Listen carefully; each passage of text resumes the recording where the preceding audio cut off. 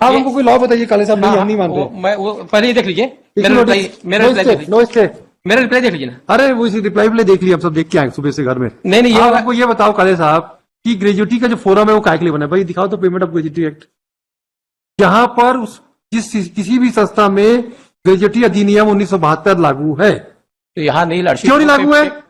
Yes, lordship controlling authority has pass order and directed to pay the gratuity amount, though he was the employee of Nagari Sahkari Bank Raipur. And this objection has been taken by the petitioner. Even then lordship neither they have framed the issues and decide on that point and directed to pay, जबकि 10 लाख रुपए already payment पहले ही हो चुका है। Gratuity act में amendment कब retire हुआ है? गवर्नमेंट सर्वेंट भी है ये लॉर्डशिप 30/4/20 को रिटायर हुआ है ये। और ये कोऑपरेटिव बैंक का सर्विस रूट क्या बोलता है? ये उसके बाद का है देने का, और हमने उसके हिसाब से नियम के हिसाब से दे दिया। ये लिखा है इसमें कि ये ऑलरेडी पेड हो गया है। लॉर्डशिप 10 लाख दे दिए थे इनको। 10 लाख दे दिया था जी। ये रजिस्ट्रार कोऑपरेटिव सोसाइटी में लगाए थे ये। It is mention lordship page 10 में भी। नहीं, ग्रेजुएटी के लिए वहां क्यों जाएगी? तो एलसी क्या जाएगा? नहीं वही जाता है। वो क्यों जाएगा? वो जुडिक्शन 55 में नहीं 55 में नहीं आएगा। ग्रेजुएटी 55 के वही लगते ही है वो तमाम। इन्होंने भी लगाया है, इन्होंने भी केस लगाया है। 10 लाख इनको तुरंत दे दिए। और बाकी अब कोई बताया कि इनको तो अब 20 लाख हो गया है। तो 20 लाख कब से हुआ है? ये लॉर्डशिप इसमें नोटिफिकेशन हुआ है 18 में।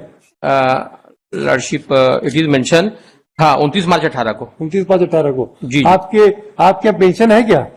नहीं। आपके ग्रेजुएटी रूल्स है?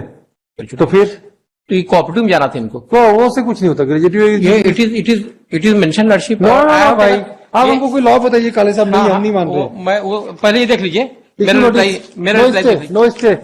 रिप्लाई देख लीजिए ना। अरे वो इसी रिप्लाई पे देख लिया, हम सब देख के आए सुबह से घर में। नहीं आप हमको ये बताओ काले साहब कि ग्रेजुएटी का जो फोरम है वो काय के लिए बना है? भाई दिखाओ तो पेमेंट ऑफ ग्रेजुएटी एक्ट।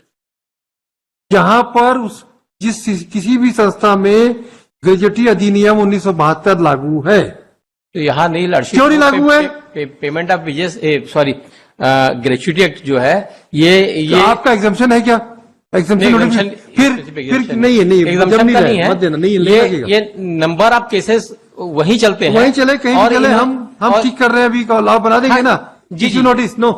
और ये इश्यू नोटिस। सिर्फ मेरा रिप्लाई देख लीजिए। देख लिया मैं जो बोलना चाह रहा हूँ वो देख लीजिए सिर्फ। हम मिल गया भाई। मैंने ऑब्जेक्शन लगाया है और इनका इश्यूज देख लीजिए। ना कुछ नहीं। ये वो सब टेक्निकलिटी देखिए मिस्टर काले।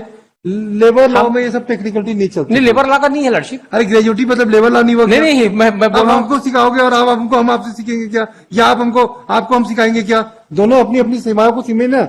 नहीं होगा भाई। Issue notice PFP paid with in a week list will give fixed date will hear this matter. उसमें क्या है?